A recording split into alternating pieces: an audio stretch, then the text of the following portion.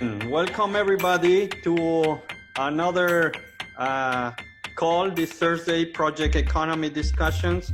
I'm very pleased to welcome Jennifer Vessels, which I didn't have the chance to meet her before, but when we connected, I was so impressed with what she has achieved. It's you probably saw her career, her experience, but she has done a bit of everything. Transformation leader in Adobe, big turnarounds. Cisco, founded two Silicon Valley companies.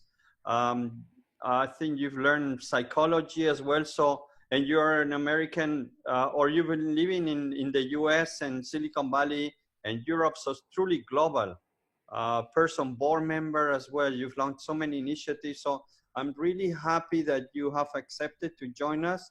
Jennifer, I really look forward to the next hour to learn from you, to share some of your views of how you see the world, how can we evolve ourselves as well to become better and help others. So welcome very much to our session, Jennifer. Thank you. You're most welcome. It's delightful to be here. Can you tell us with your own words, Jennifer, a bit about your career and where did you start it and how you moved through the different areas and the ladder and so on? Sure. So my career, like a lot of things in my life, including my kind of global nomad existence, has been a combination of having a vision and recognizing what I was trying to achieve in the world, but also taking a lot of chance and thanks to serendipity, opportunities that have come forward. So, I mean, in short, my background from college was in business and management. My first real job was selling life insurance during college. And people say that if you can sell life insurance, which is something nobody wants to even think about, let alone buy, you can do practically anything. And so as I graduated college, I actually had a job lined up to be a manager internally in corporate for Burger King, the restaurant chain.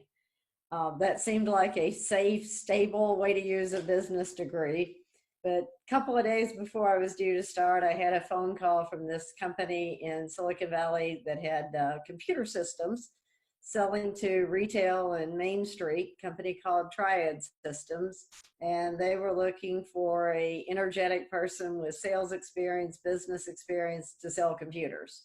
So needless to say, I took that chance, and my career has grown significantly as a result of that decision and opportunity, from selling systems and computers to training people in sales and sales processes, to building channels in the software business, and then being in the networking world back in the 90s when networking was really just growing. And had an opportunity where the company I was working in early to mid 90s called Ungerman Bass had grown significantly. A lot of change happening in the company. New management team came in. I was running sales operations at the time with a global footprint. So had a great option to come from Silicon Valley to Europe and restructure the go-to-market, the channels, the distribution for Ungerman Bass as we changed strategy, changed company name to UB Networks. So I came over to Europe, was in Belgium for about a year, the UK for about a year, rebuilding the go-to-market for that company. At the end of that assignment, I wasn't ready to go back to Silicon Valley, and one of our partners was actually a company called Tandberg, which was based in Oslo, Norway, and one of the first companies to really take a leadership role in video collaboration. I remember back, and needless to say, I joined that company. I joined Tandberg, came to Oslo, and built the international business for Tandberg in the late 90s to early 2000s. And reflecting back to 20 years ago, we were saying, one day video will be so prevalent and the network will be so strong that people won't have to commute to offices. They won't have to fly to meetings. You'll just open your device and be productive. And I guess one could say it took a pandemic 20 years later to actually get the adoption to what we saw back in the early 2000s. But it was a great journey to be part of that progression of this industry that's really making a difference today. So I built the international business for Tandberg, including launching Tandberg US. That's when I came back to the US, ultimately back to Silicon Valley, had a lot of experience, knew a lot of what did work in growing and building companies from a commercial partner leadership perspective. Also knew a lot of what didn't work through my own experience and what we'd seen in these companies. And so had the vision to found Next Step, which is a global consultancy company that helps organizations go to the next step. Our vision is to package the best practices, the processes, the resources needed to most effectively achieve a company's goals and potential in the market. And we work with companies ranging from mid-sized companies that need to scale. So think of 100 million in revenue that needs to get to $1 billion in revenue. We also work with companies that have already gotten to that $1 billion mark and need to adapt and change. Because ultimately, building a successful company that's sustainable through these periods of rapid change requires looking at your go-to-market, looking at your leadership, looking at your basic infrastructure and processes regularly and adapting. So that's really what we do within Next Step.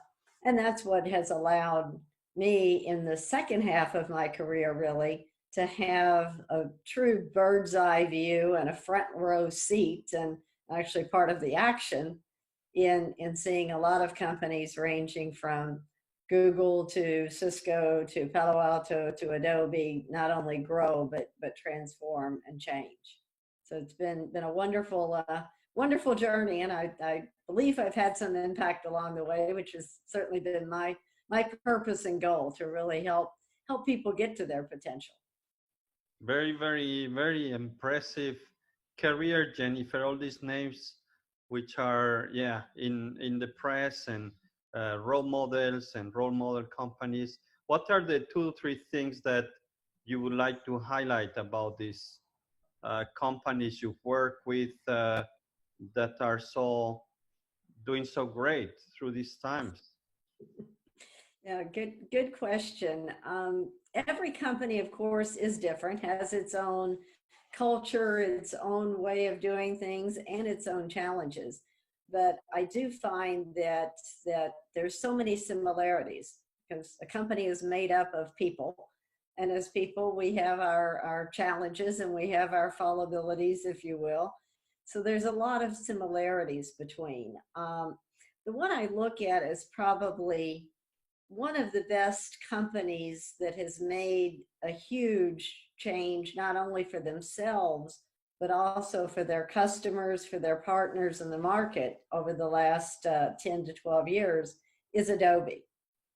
And we were actually at Next Step, we were in the perfect position with Adobe and working with them around scalability, growing into new markets, new ways of going to market in 2007, 2008. And they recognized very early, just before the great downturn of 2008, 2009, Adobe began to recognize that the traditional perpetual software market was probably not sustainable. Customers needed new features much more quickly than an 18-month release cycle. People needed to access creative solutions where they were, when they needed it, what they needed at that moment in time, different devices. And so Adobe had actually started in 2007 looking at how can we provide as a service what somebody needs, where they need it, when they need it, as opposed to selling software to sit on a machine in order to give access. So in 2009, as a lot of things changed in the market, including the recession, including the launch of the iPad, a number of dynamics, they were really already positioned to begin that transition from traditional software to being a services company. And the CEO, Shantanu, I consider one of the best leaders that I have worked with, in that he actually, at that time, went to Wall Street, went to his board, and was very clear that our stock is at a low rate at $19 a share. The market is changing rapidly. In order for us to get back to where we need to be, we need to make a radical shift. We need to go from being a software company to being a services company. And we will do this in 5 years. So he had the perspective, he had the vision. In 5 years, we will be a services company. And wow, a lot of learning in how Adobe got to that level. But you fast forward to 2014, Adobe was a services company. Creative Suites was only available through cloud. Customers loved it. There was adoption, there was consumption. The partners were loving the new model. And the stock was already starting up from the $19 to $40 to $50 a share. And today, if you looked recently at the market, it's nearing $500 a share. And when I look at that, I see a lot of things that I believe many leaders can learn from the Adobe story. Having the perspective, being willing to embrace the market is changing. Now, let's not wait till it goes back to what it used to be. Let's not hide under a rock until something comes outside. Let's take responsibility for embracing change, have the vision, be clear on where you're going, and be willing to explore. Try things. When Shantanu was clear, we will be a services company, people would ask, so how are you going to do that? And in some situations, he would say, I really have no idea, but I know I have a great leadership team. We have phenomenal committed customers. We have extremely strong partners, and we're going to work through this together and we'll figure it out. So be willing to explore, learn by doing. There isn't a rule book or a set of steps that you can follow to work through change in your own environment. You have to try it. But don't try it only on your own, which is where collaboration comes in. And by working together with customers, partners, being open, being transparent, you can work through a lot of the questions of how are we going to get there by actually doing it. So one question, I often, you've been working with some of the CEOs. How do you persuade them? How do you influence them?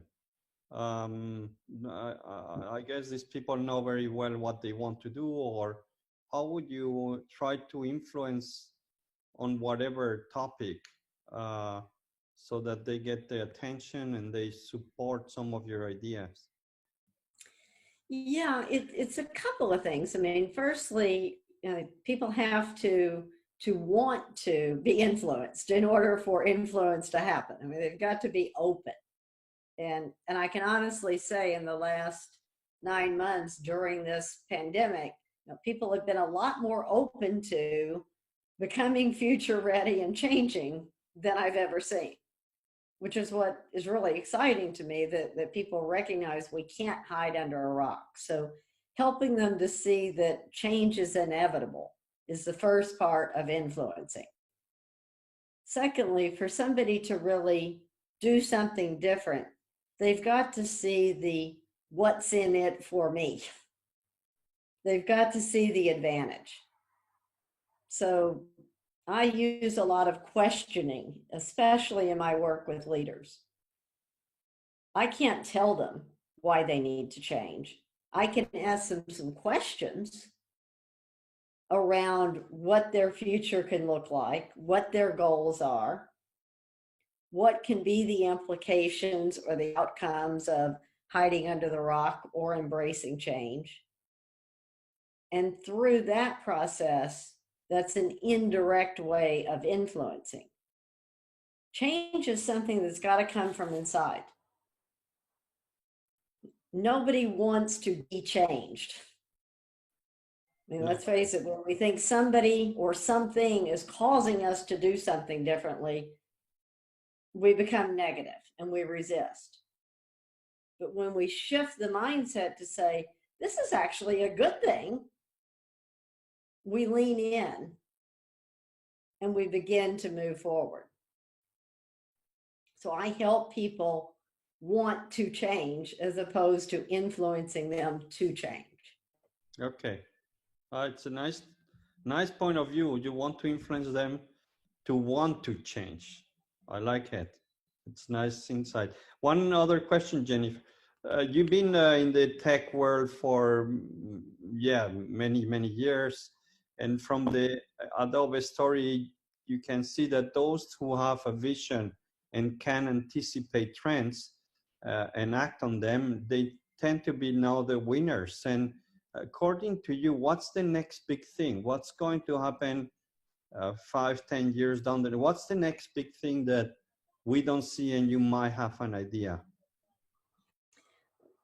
Another good question. And I'll answer it from the point of view of both my own perspective, but also to share a little bit of the Executive Growth Alliance, which is an initiative that I've been very passionate about and involved in heavily over the last 3 years, which informs my perspective. So basically, the Executive Growth Alliance is a global community of open, committed, brave leaders, which can be C-level, can be mid-level, of mid-sized to large companies. And when I say they're open, committed, and brave, they are the people that recognize we need to change. I want to be future ready myself, and I want my business to adapt and grow for success in the future. So in this global community, Executive Growth Alliance brings them together into small peer groups. And these are 6 to 10 leaders, different companies, that we curate based upon common challenges. And those challenges could be traditional companies that need to adapt a new open innovation culture and mindset and shift from being the large traditional minds of the past to innovative. It can be leaders that are struggling with how do we lead through uncertainty, or it can be leaders in companies that are in a consistent ecosystem that they recognize they need to shift, such as healthcare, where we have a group of 10 organizations working together to rethink healthcare and how to provide safe, effective patient services in the future. We do this through a platform, purpose-built platform called Circles, that is virtual and allows us to bring people together in mixed groups. So we may have somebody from the Bay Area, San Francisco, somebody from the UK, from Latin America, Central Europe, the Nordic, South Africa, all working on these initiatives. So over the last year, and certainly the last 9 months of the pandemic, it's been very interesting as I've participated in a number of these executive growth circles to hear and see the questions, the movement, and the transitions that have come up. And from that, coming back to your question, from that, my perception is that people are needing to appreciate and work together in collaboration a lot more. There's more and more need for sharing of ideas. And especially when we no longer can fly off to a conference or go to a seminar, we need other ways to collaborate. So programs, tools, communities that bring people together for small working groups and can do that virtually I think are an area of a lot of growth and opportunity. We need humanness. So any tools, any processes that can help people to have that human connection, that's an area of huge value and growth. Yes. Another big interesting observation over these months is a lot of talk in all of our groups around business models and KPIs. If you look at some of where we as a society have come over the last 20 years, however you stand on the political front, the rich have gotten richer, the poor have gotten poorer. It in some cases, it's all about how big can we get and how can we dominate and how can we show a good quarter to Wall Street. Over this last year, we're starting to see more companies say, is that really what's important? Maybe we should be measuring a bit more our impact on sustainability in the environment. Maybe we somehow figure out some KPIs in those areas. Maybe there's a way of shifting part of our business model to what we give back. Going more towards the old style of the barter system. I provide this to you, you provide this to me, and we have a greater good. So if you take that desire to collaborate, the need to look at new business models, new services to serve customers in different ways, I think there's a huge opportunity for leaders that are willing to take a risk, have that vision of wanting to have a better role in society, not just make more money, in order to really grow sustainably and stand out as an organization. That's wonderful to hear, Jennifer. And most of us come from the project world and talk about the project economy, and we see like the future of work is project-based, is much more human-centric. It's about breaking barriers, working globally. And I like that touch on going beyond the profit and looking at sustainability. So I think this is, if you say the opportunities are there, I'm just getting very excited about that coming from you who have access on top leaders in companies around the world. So I think for me, that's already a big learning from your talk so far. Let me pass on to a couple of questions, Jennifer. There's, the team is always challenging everybody. Didier, you have a question, then Mike as well. Hi, Jennifer. This is Didier from Italy. Just a quick question is, you mentioned that leaders are far more open today due to the pandemic. Do you agree that one of their main drivers is just fear that induce them to take more risk and try to survive in this environment, which is getting so difficult? Or do you have different views about that? Yeah, there's always people that act out of fear as opposed to acting out of desire. I mean, and I think fear sometimes does create a more immediate reaction, the need to change as opposed to the desire to change. So I think there is some of that. We're all different as people. The ones that I see moving forward and bringing their organizations forward the more quickly are the ones that recognize there's actually an opportunity here. What we had may not be the best thing in the big scheme. Maybe we need to rethink it and do things differently. Yeah, thank you. I agree with you. I'm involved lately with Insurtech and insurance business, where we're seeing a great and fast acceleration in their openness versus innovation, whatever it is, disruption, or whatever you call it. But finally, something is moving, and unfortunately, Unfortunately, we are based in Europe and Italy in particular, where it's not the more innovative industry. Thank you for your answer. Sometimes necessity is the best way to spark innovation.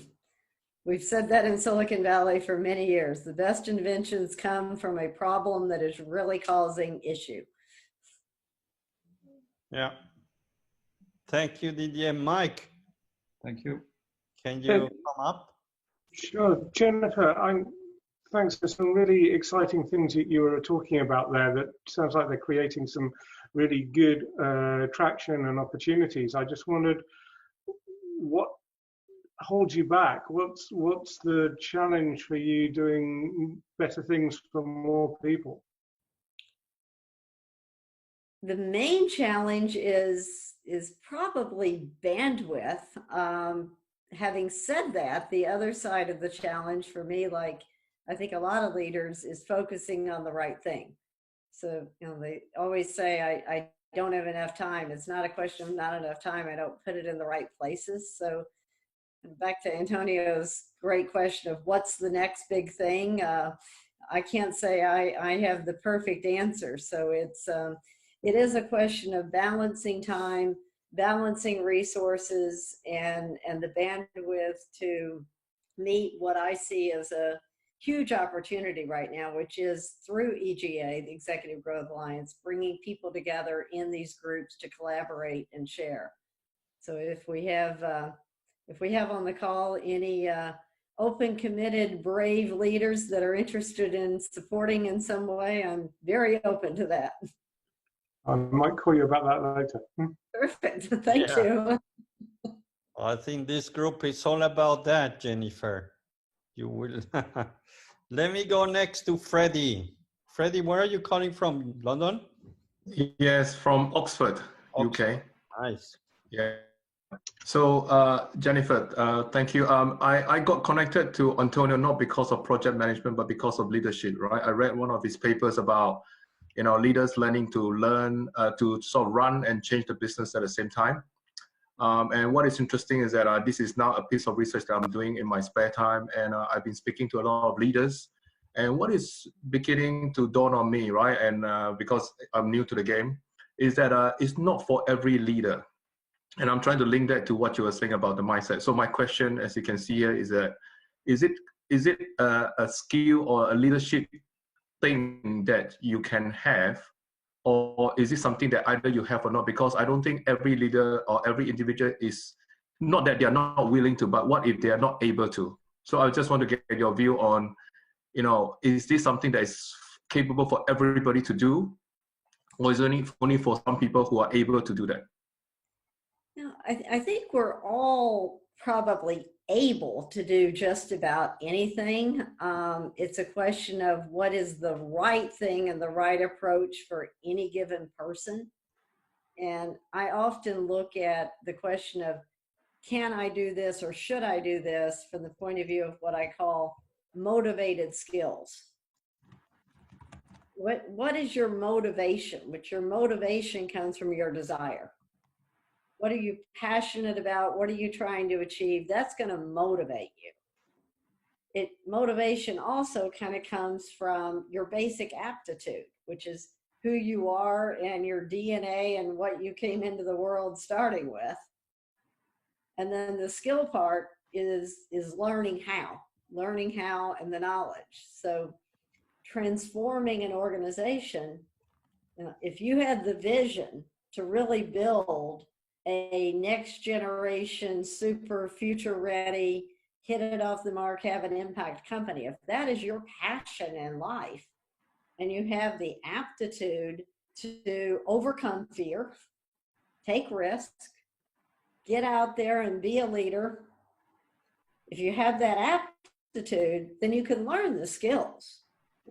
How do I make decisions? How do I empower? How do I present to Wall Street? You can learn those skills, but it's got to be from your motivation, which is passion and aptitude, in my opinion. Thank you. Thank you for the question. We have Manuel and then Paula. Hi there. Just a question about the metrics and people that you were mentioning. When we are in a transformation process, then we always say that we must focus on people. But in the end, there is always these short-term metrics to follow. And even when we are not working at the office, but home working, it seems more difficult to engage people when we just talk about metrics, metrics, and metrics. And then as we don't engage people, then metrics don't go well. And it goes to a negative circle of metrics don't go well, then I go against people. But as I go against people, then metrics go worse and worse. So how to change this mindset in leadership that it's not just short-term metrics, but focus on people, and then they will let us go to the metrics. Yeah, it's a great observation. In fact, I wrote an article on LinkedIn a couple of weeks ago about human-centric leadership, touching on exactly that especially in this period of time when people have been working from home, they've been isolated, there's a lot of fear of the virus, fear of economic uncertainty. In this period in time, I mean, to really motivate people and to engage people to get to a level of business success, I believe you've got to put the metrics second and put the people first. Look at the people and the humanity and help them to feel valued, comfortable, and motivated. So as a manager, anyone here that has people working for you, I would suggest you focus your time on one-to-ones with those people, asking them questions. How are you doing? Showing human empathy in order to build up the individual people so that they can meet the metrics. We're seeing more and more that the companies and the leaders that are overlooking the people and going to where are we on the sales numbers, where are we on the productivity goals, they are falling quickly behind. So where you can have influence on even one or two people, showing and demonstrating success of human-centric leadership, caring, asking questions, that can go a long way. Because sometimes, kind of back to the how do you influence, I mean, sometimes if your company is all about metrics, I mean, you could go and talk all day to the leadership team of why that's wrong. The best thing you could do instead of that, I believe, is show the value of doing something different. 2 or 3 people working on a project that deliver better results, you demonstrate this works. That can be an influence. Thank you. Thank you, Manuel. Now, Paula. Thanks, Antonio. Jennifer, can you hear me? Yes. Oh, thank you. Sorry, there's no video today, just audio. So in your EGA leader groups that you've mentioned, and you're looking at indicators, or reshaping how your indicators are, measuring the success of each company, looking at more sustainability ideas and practices. How are diversity and inclusion indicators factored into those conversations on successful innovation and sustainability? And in particular, I'm interested in gender equity. What's your experience of those groups and those types of conversations, factoring in indicators of, diversity, inclusion, and gender equity? I can honestly say that in the last year, month over month, I see that growing. If I look back to 2019, most of our EGA groups were, in all honesty, white men between the age of 45 and 60. And we actively talked about the fact that they need more diversity, not only in the group, but also they need more diversity in their management team to be able to bring other views to the table. That was a bit of talking about it last year. This year, through some of the diversity initiatives and what's happened with the Black Lives Matter, et cetera, I think it's brought the whole aspect of diversity to a new level of awareness. So I'm proud to say that we're probably at more like 70% white males compared to 85% last year. We're bringing in more and more women. We have a couple of groups that are about half and half, women and men. We're bringing in more young people, because that's another aspect of diversity that I think is absolutely essential, is to have the up and coming young leaders, the 28 to 38-year-old at the table, and certainly to have the diversity of people with different backgrounds in the conversations. And that's one of the things that we're really leveraging, the fact that we do all of our EGCs now in the virtual platform. So we have a lot more ability to do that mixing so that we have some greater value there. So it's a higher on the table. I haven't yet seen companies successfully putting KPIs and measurements around innovation coming out of diversity. And there's still the X number of people need to be white, X number of people need to be female, X number of, but I think the next level is really looking at how have we innovated through our diverse groups. We are starting to see a couple of companies experiment with return on innovation as a metric of allocating not only funding to innovation teams, but actually measuring the results that will come therefrom. And that's something that we could certainly look at. Where does diversity play in that? Well, that's definitely a more productive use of ROI than was used before. Certainly, return on innovation sounds like you're going to be able to progress towards measuring how your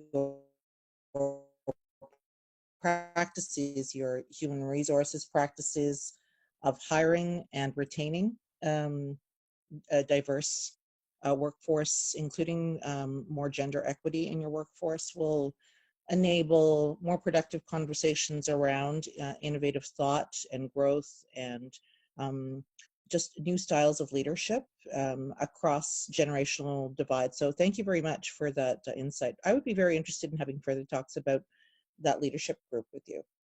Perfect. I'm sure Antonio will share my contact info.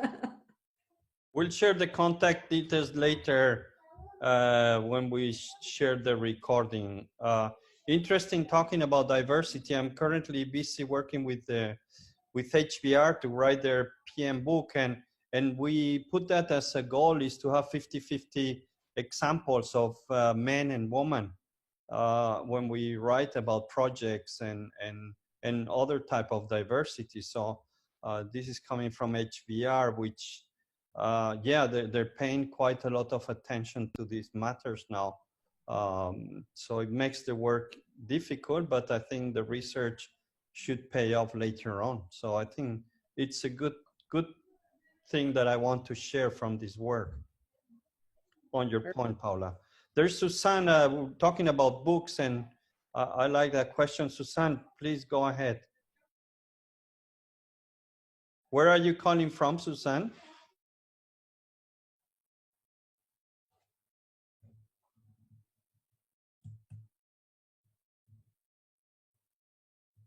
I'm unmuting you. You're still mute. Can you hear me? Yes. Okay, great. Thanks, Jennifer. That was a wonderful presentation, and I particularly love your thoughts on getting back to the benefits of humanity. I'm just curious about whether you see leaders being changed by the books that are coming out over the last 5 to 10 years that focus on subjects like strategy and vision, purpose, leadership, team building, etc. Are the leaders actually reading these books and being changed by them, or is that just a lot of marketing fluff? It's another great question and point, and I think it's the answer really is yes. They're very much reading the books, and it varies, of course, by location. I mean, I'm currently based in Norway at the moment, and you know, just as a point of reference, in the Nordic, people do Rever, academia, and books, and so if I look back over the last 5 years, I think the average leader has probably consumed at least 20 to 30 of those types of books over the last, per year over the last 5 years.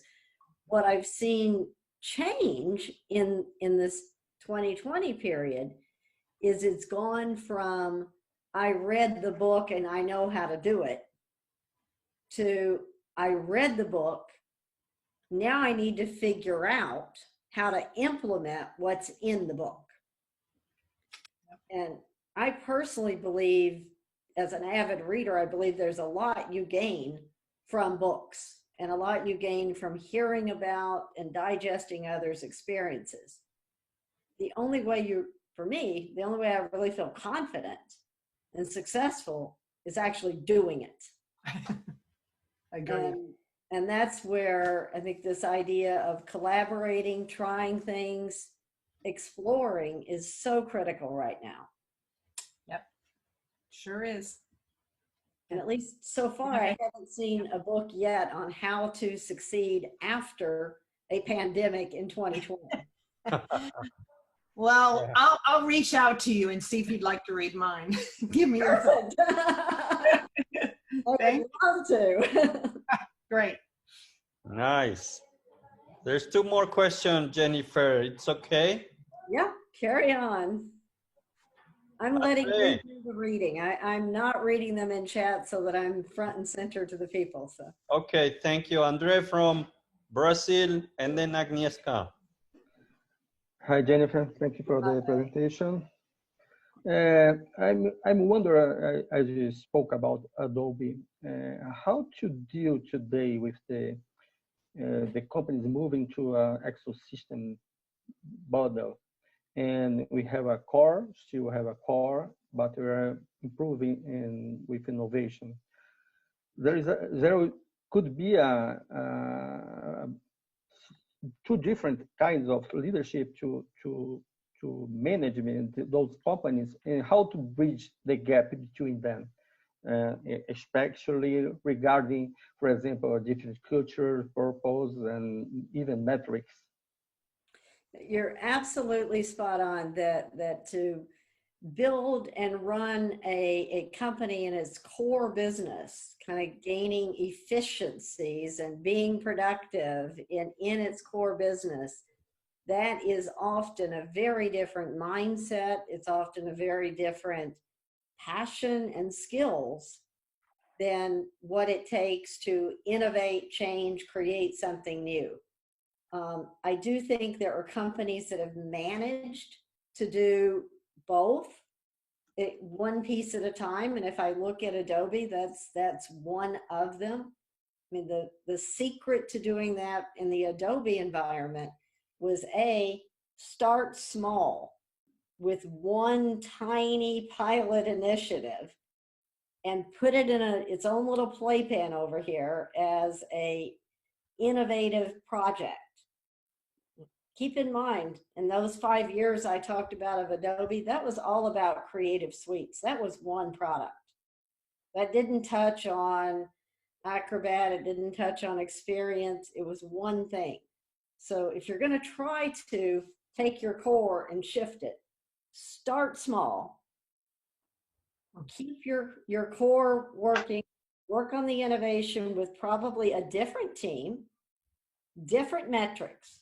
You can't measure exploration and experimentation the way you measure productivity and results. So keep it isolated until you get to a point where you can begin to bring it into the rest of the business and then take the next thing into the playpen, build it, bring it in. A lot of companies struggle with this, and I see a couple of different options. One is that model, kind of keep a little innovation incubation. Another is take the innovative idea, spin it out as its own company, a carve out, so that it's no longer restricted by the KPIs and the measurements. Invest in it, let it grow, and eventually either experiment with how you can take it further forward or bring it back into the company. It's hard if you try to do both simultaneously without being clear. We often say it's like riding two horses at the same time. If you've got a foot on one and a foot on the other, it's all up to chance of whether you get your feet pulled apart or you fall off and you get trampled. Okay, thank you. Okay, let's go to Agnieszka, and then Yes, it's my day. go ahead. Okay, thank you, Jennifer, for your great inspirational talk and answer to the questions. I would like to ask about the leaders, because you talk a lot about the leaders in business and about just sharing the knowledge and collaborate. Do you have any best leaders in the world you admire? I would say some names, especially do you have some women you admire as leaders we can follow? Yeah, I think at a lot of different levels. I mean, there's leaders that I have worked with that I look up to. Some of the women within Adobe, for example, Cheryl Turia, Lisa Graham, great leaders on the ground, if you will. There's Kimberly Lee Mathiasen in Microsoft, has done an amazing job in leading some of the growth there in Norway. There's also leaders at other different levels, you know, such as political leaders. Nelson Mandela, I consider a great role model for many of us in a lot of different ways. I do look up to Richard Branson as a good example of a leader that is willing to take risks, be human, and drive change in his own way. I look at also Michelle Obama as being a leader of bringing humanity into a very difficult position. So it all depends on what angle you're looking at the question of leadership and role models. Thank you. Thank you. Let me just last question for Thomas Valenta, which I'm sure is going to be about gender diversity. Hello, Jennifer. This is Thomas from Germany. Hi. So it's about gender diversity in one aspect, because you commented on that you are recently focusing on that, bringing more women into your group and more female thoughts, which I think is a good thing, a tremendous good thing. We have had a lot of white elder males as exemplary leaders, which I don't think is really true, shouldn't be the case. So my question is on a wider perspective of diversity, you know, geographic diversity, looking at Africa, Asia, Europe, you know, not only in a US focused thinking about leaders. And even, you know, if you look at the elder guys who I am a member of, but now PMI has introduced some 50 young leaders, you know, looking at the younger people. Do we have young leaders? So, do you intend in your group, in your perspectives, to extend your view on how the leader should behave in these different areas? And do we have some, let's say, global common ground on it? Absolutely, and that's very much my passion and my vision for EGA is being able to gain that kind of diversity and sharing of perspectives.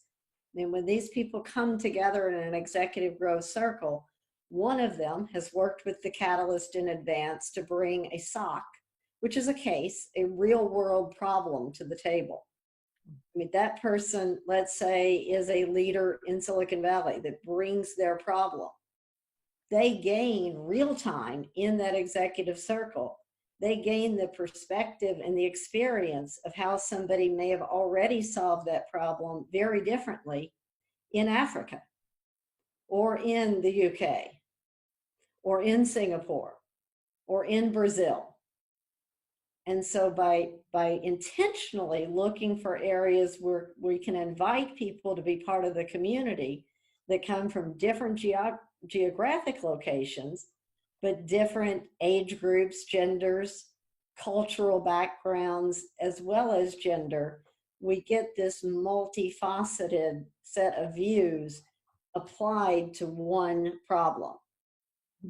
And what we've seen so far is there's a lot of power in doing that. Just, I never thought about it that way. And B, there's also a lot of similarities of struggling with how do we motivate employees today in a pandemic when we have KPIs and people breathing down our neck. We hear that problem, the same from all geographies. But that gives an opportunity to share perspectives and share ideas. And some really creative work is coming out of that, of how we can work together to come up with answers.